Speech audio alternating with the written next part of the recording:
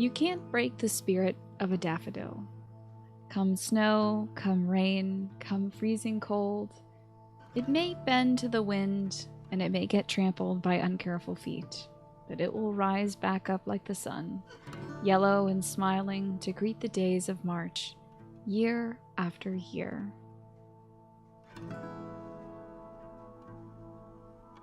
Welcome to Games in the Glade, a stress-free gaming news and reviews podcast.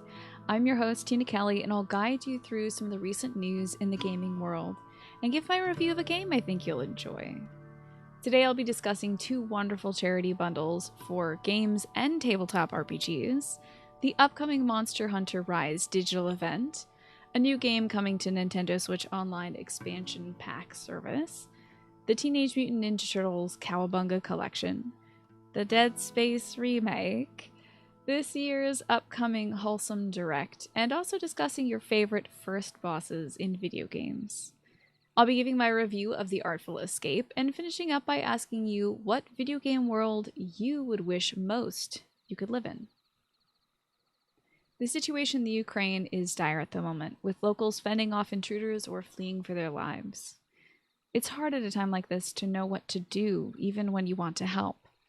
But if you're looking for a way to contribute, there is something you can do that'll raise money for the International Medical Corps, which is an organization that provides medical assistance in that region, as well as Voices of Children, a Ukrainian organization that helps children cope with the horrors of war, with PTSD, readjusting to school, and also getting back to being kids. If you would like to support these organizations, I would recommend buying the itch.io bundle for Ukraine. It's $10, you get almost 1,000 games, and you also get the satisfaction of knowing your money is going to a good cause. There's 3 days left to support the bundle as of March 14th, and they've already raised over $5 million by almost 350,000 contributors. Okay, some of the games included in the bundle are 2064 Read-Only Memories by Midboss, A Short Hike by Adam Grieu, Backbone by Raw Fury, Button City by Subliminal Games, you might remember I reviewed that game, Celeste by Extremely OK Games, Cook Serve Delicious 2 by Vertigo Gaming Incorporated, Crosscode by Radical Fish Games, Death and Taxes by Placeholder Gameworks, Kids by Playables, Kingdom 2 Crowns by Raw Fury, Mysteries Under Lake Ophelia by Bryce Butcher, which was an incredible and interesting fishing game that I saw Will_Shand play on Twitch. Skatebird by Glassbottom Games, Sound Dodger Plus by One Mr. Bean. Shoutouts to One Mr. Bean, of course, my fellow lactose intolerant sufferer. Spookware by Beeswax Games, which got the Besties bump last year. It was mentioned on their podcast, which is a Polygon McElroy cross-pollination gaming podcast. Super Hot by the Super Hot team, and Wandersong by Banov. These are just the titles that I recognize from a compilation list made by Twitter user A Shark for Trouble, which is at SarkSweet on Twitter. There are so many stunning, fascinating, and brand new games in this pack that you should just pick it up to see the state of indie games as they are now and marvel at how creative folks are. I will link to the bundle for Ukraine, which I bought myself, just so you know, in the description of this episode. Another great itch.io bundle that is live right now for a great cause is the TTRPGs for Trans Rights in Texas bundle.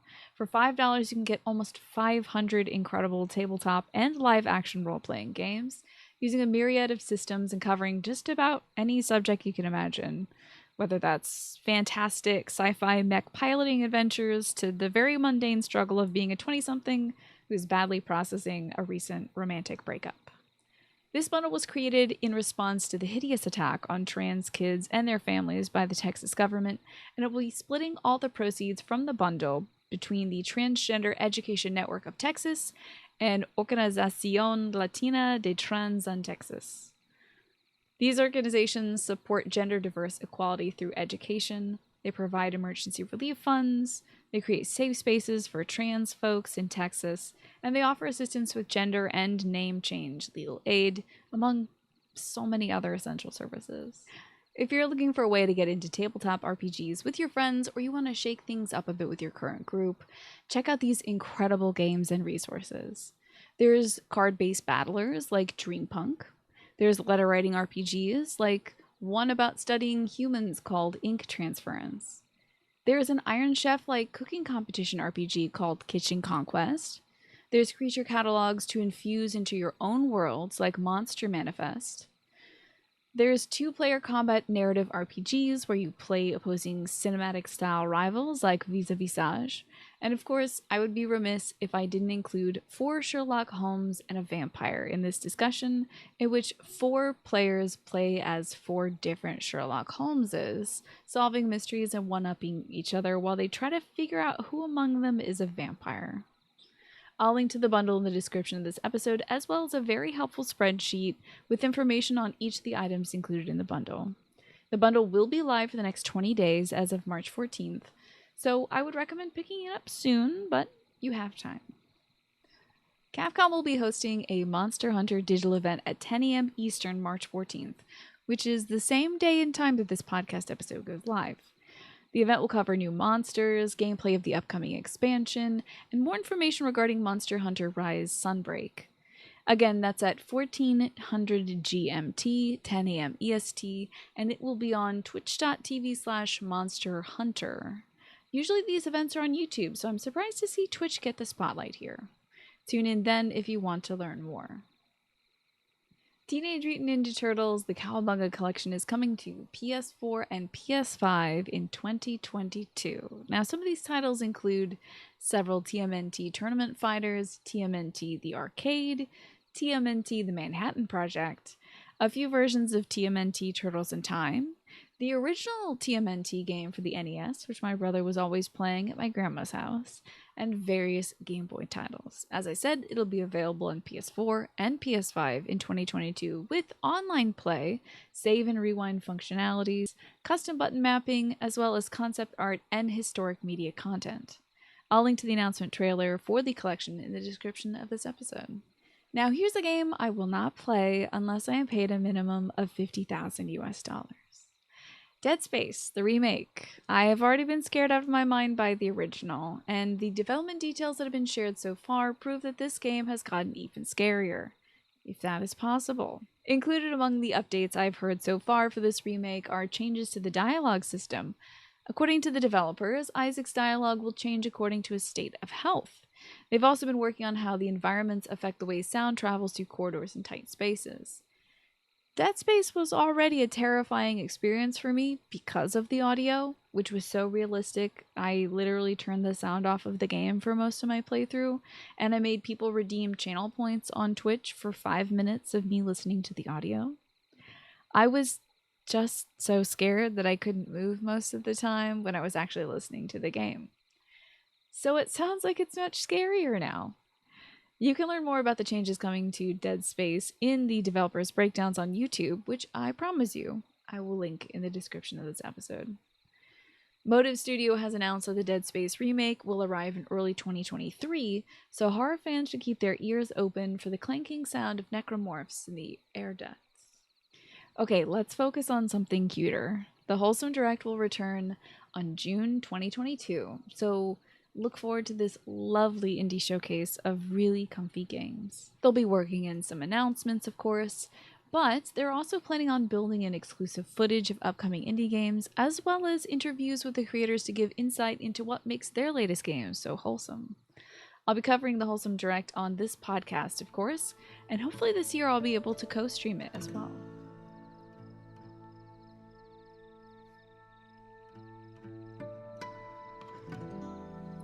Last episode, I asked you all what your favorite first boss fight was in a video game. The first boss is the first major obstacle you face after you learn the basics of how to play. Often it's a way to test your skills, prepare you for the difficulties ahead, and offer you an opportunity to feel victorious after a challenge. Here's how you responded. First up, Deep Fried Water, aka Justin, said that the Destiny Island fights with Child Sora and the child versions of the Final Fantasy characters, as well as Riku, were his favorite first encounters in a video game. He said that he liked the fact that they were optional and that they encouraged unconscious engagement with the combat mechanics without a lengthy tutorial. He also said he loved striking Waka in the face with volleyballs and being rewarded for it. Chain Snake responded that his favorite first fight was from Ashura's Wrath because it takes the anime power creep trope and goes to 100. He loved how ridiculous it was, and for that, it got his top spot. An honorable mention for him would be the Devil May Cry 1's Phantom, purely for the mechanics, he said. He mentioned that it was brutal but fun, and it teaches players the skills that they use throughout the game, setting up future boss fights to test those skills and build upon them in a way that Snake said he hasn't seen any other game do quite as successfully. And finally, Crumnut on YouTube said that their favorite first boss was the Guard Scorpion from Final Fantasy VII because it was a really exciting way to start the game. I will give you that, Crumnut. The whole first mission of Final Fantasy VII is cinematic and intense, with the group infiltrating a power plant that's sapping the world's energy. Just when they're making their escape, Guard Scorpion pounces. It's an intense boss fight that teaches the player about the opportune time to attack and when it is imperative to defend. Although I did hear that there was a bit of a translation issue when this game first came out that gave a misleading advice about when to attack regarding the stinger of the scorpion. But thank you for the responses, folks. I appreciate the feedback as always.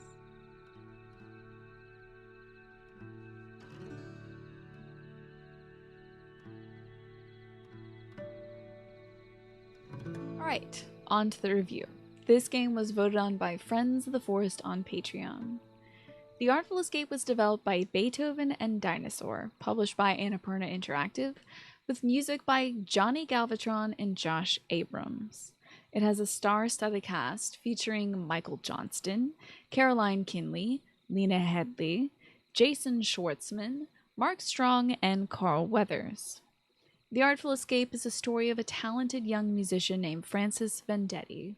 He lives in Calypso, Colorado, and he dreams of becoming a star. However, he's eclipsed by the brilliance of his late uncle, a fictional folk legend named Johnson Vendetti, who's a Bob Dylan-type artist whose rustic music still resonates despite his passing. Francis has to play his uncle's music along with his own inauthentic folk creations to appease the audience that is gathered in the little town of Calypso. But his heart just isn't in it. He dreams of stranger delights, psychedelic music, and spacey aesthetics that are just beyond his grasp. Until, of course, in the middle of the night, a horrific-looking alien lights up Calypso and invites him aboard the Cosmic Lung, the premier spacefaring vessel of incandescent grooves. Francis has no choice but to accept, and so begins his journey into the stars to become one. A star, that is. The Artful Escape is more than just your average coming-of-age story. It's a story of self-discovery by way of complete reinvention. By creating a wild persona, Francis finds his true self, finding within him a home planet that suits him far better than the quaint town of Calypso. I found The Artful Escape to be moving, thoughtful, funny, and engaging. Every playable moment is a feast for the eyes and the ears, and the story itself was very compelling. I was rooting for Francis all the way through, not just for him to wrestle with his inner demons, but for him to be more present in the moment, to be more daring, and to see the world around him and the opportunities for what they were. Let's talk about the parts of The Artful Escape I absolutely loved, one by one, starting with the visuals. The Artful Escape is a psychedelic, color-soaked adventure. It's bold and gorgeous, exploring all kinds of cosmic palettes, from the cool forests where your space captain, Lightman's, legacy is enshrined, to the sandy, rusty reds of the abandoned ruins of beige. Each environment is filled with foreground and background elements that make the worlds you explore leap right off the screen and separate the game from flatter side-scrollers. Though all of the Artful Escape's landscapes are left to right moving, somehow these gorgeous and dynamic environments keep the world fresh. And these worlds are responsive to your actions as a player too. Some elements unfold when Francis moves by them, while others only respond when his guitar is playing. You might see slumbering creatures in the background that shift as you walk by them, and they explode with light and color as they sway to your improvised music. It's a wonderful way to use player engagement to merge the acoustic and visual elements that make The Artful Escape unique. To draw a parallel to something a bit more obscure, this game reminds me a little bit of one of my favorite movies growing up, which was called The Mind's Eye, and its sequel, Beyond the Mind's Eye. They were both futuristic experimental collections of cutting-edge computer animation in the 90s that were set to music. It was weird, it was freaky, and it was a little scary to watch as a child, but it blew my mind and I loved it. In it, tree seeds would drop like missiles to a cracked, dry earth, and then seedlings would spiral out of the soil, reaching towards the sky. And then those sprouts would twist into knotted, tall trees that would sway to the music. And there were tons of weird other shorts too, some that told stories and others that were just kind of cool to look at with cool music to listen to. I feel like the Artful Escape takes part in a legacy of animation that invites players and viewers to experience something new and strange in such a way that they're left with beautiful pieces of a puzzle that only they can put together with the glue of their animation. I think this is going to be one of those games that people will associate with drug use as a kind of knee-jerk reaction. I think any game that's colorful or spacey, people take that then to drugs, or they can't imagine that it could be made without the use of them.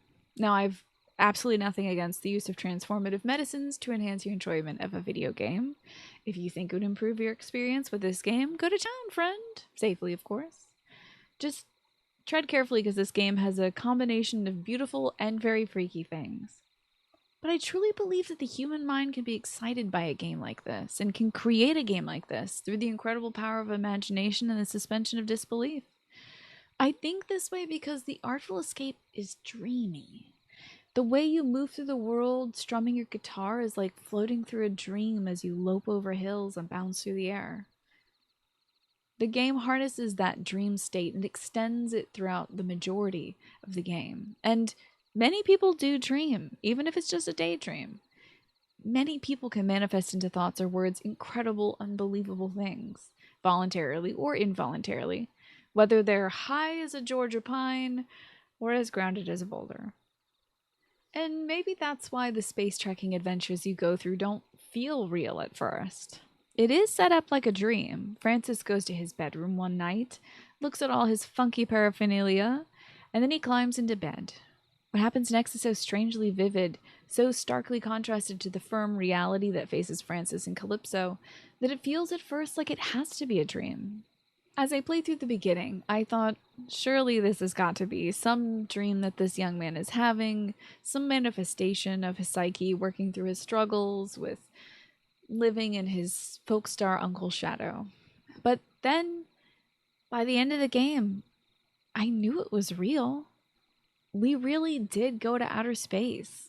We really did meet Lightman and Violetta. We really did put on the best show in galactic history with the Glamourgon. I didn't just feel it, I knew it. It was all real, and it really affected who we chose to be when we came back down to Earth. I love that about the Artful Escape. It doesn't chicken out into the, oh, it was all a dream fantasy that allows a main character to do strange things without the audience having to suspend their belief for too long. The Artful Escape says, screw your disbelief. We're gonna go to Nesbeam, and you are gonna love every second of it. This game had me genuinely laughing all throughout.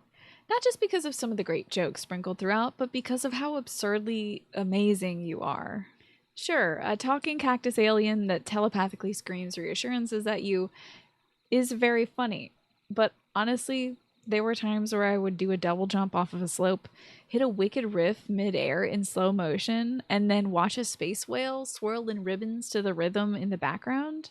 And it was just so outlandishly, ridiculously cool, so unlike anything I would expect, that I laughed like a child.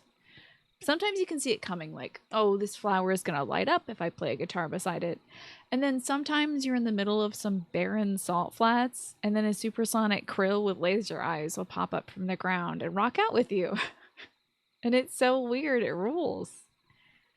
Another thing I appreciated about the Artful Escape is that it has satisfying and forgiving gameplay. It's less of a rhythm game and more of a find your own rhythm game.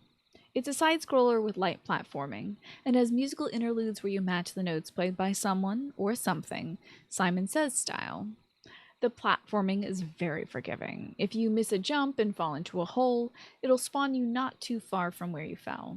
And similarly, in the musical battles, it's very generous.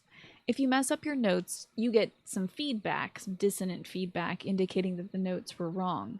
But it doesn't fail you, and it doesn't change the story. This is the story of an extraordinary intergalactic superstar. Their setbacks are their inner demons, not a dropped note. In a real performance, nobody pulls the star off stage because they were a half note off. In that way, the Artful Escape's forgiveness was both realistic and welcome. And when you do hit the right notes, it feels euphoric. It's a literal laser light show that beams behind you, emphasizing your harmony. It feels effortless and exhilarating, like you were born to be this cool.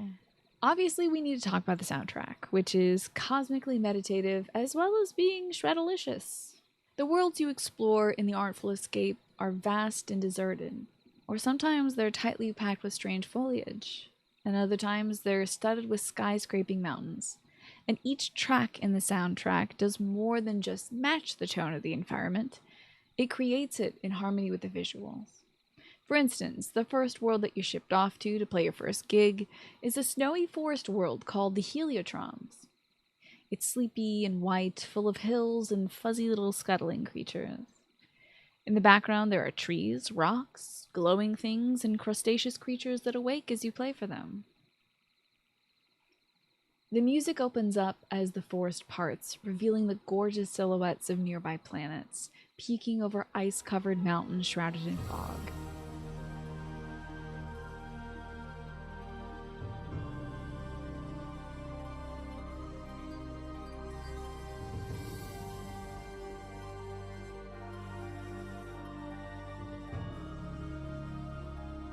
The light of the moon bounces off of the ice and pours out in front of you. It's time for you to step into the spotlight and start your journey. It's the perfect sound for bounding through the forest, jumping from craggy snow-covered peak to peak, and sliding down hills. And because Francis's guitar playing is integral to the development of his persona, the player's meandering, occasional, and largely optional guitar playing as you wander through the levels has to complement the music that's already playing. It has to work, because that's the music that's pouring out of Francis's soul. And if it's not blending with the world to create something new and beautiful, he wouldn't be much of an intergalactic superstar, would he? While Francis is walking towards his destination on the various planets he's beamed down to play gigs, you have the option to guitar. In most instances, you don't need to, but the worlds are designed to react to your music, so while it probably won't make you get there any faster, it does make the journey more pleasant and meaningful. So, here's the Heliotrom's theme again, but this time with Francis accompanying on the guitar.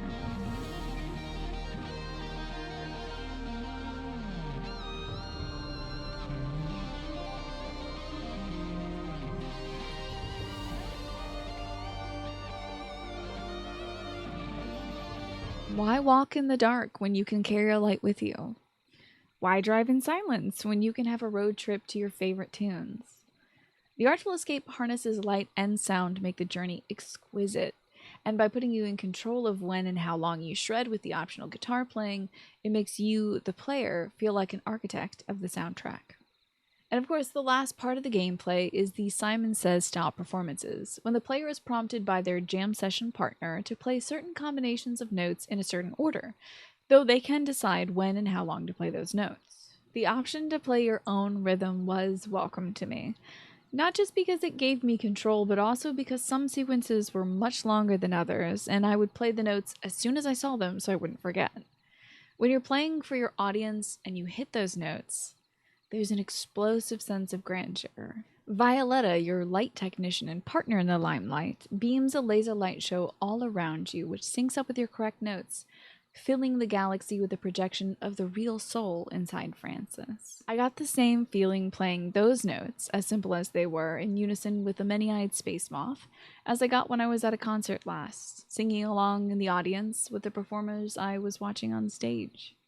It's that music festival feeling of being lost in the music, and I think the Artful Escape manages to capture that in a way that I'm not sure I've seen in other music-based games. So, for everything that the Artful Escape has going for it, I would recommend it to music fans, folks who have their own insecurities they're working through, fans of art and fashion, and anybody looking forward to having a good time. I will put in a word of warning, however, that there are bright lights and occasionally flashing colors, so if you're photosensitive, you should beware. There are no photosensitivity options in this one that I could find. Otherwise, it is a beautiful romp. And if you can't play it, please give the soundtrack a listen and allow yourself to be transported beyond our known cosmos into a realm of musical magic.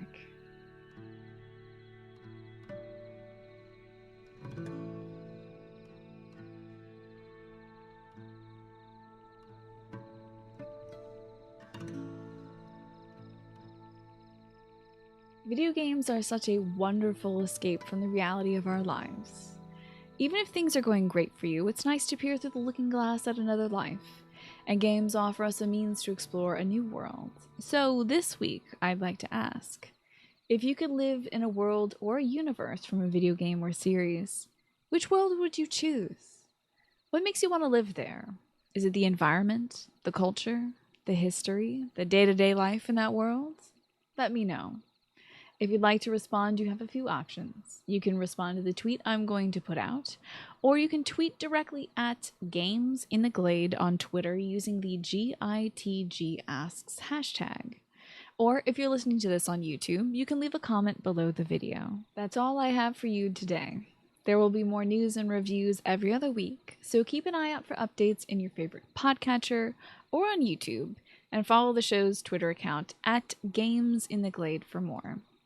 This podcast is supported by Friends of the Forest on Patreon, a link for which I will leave in the description of this episode. Thank you to Puddles of Infinity for the use of their song Porches and Universes, and thank you to Titsay for the beautiful album art.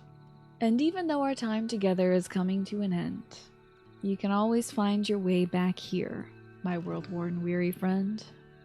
There's a spot here in the clearing, in the quietude and shade, for you to relax a while and listen to Games in the Glade.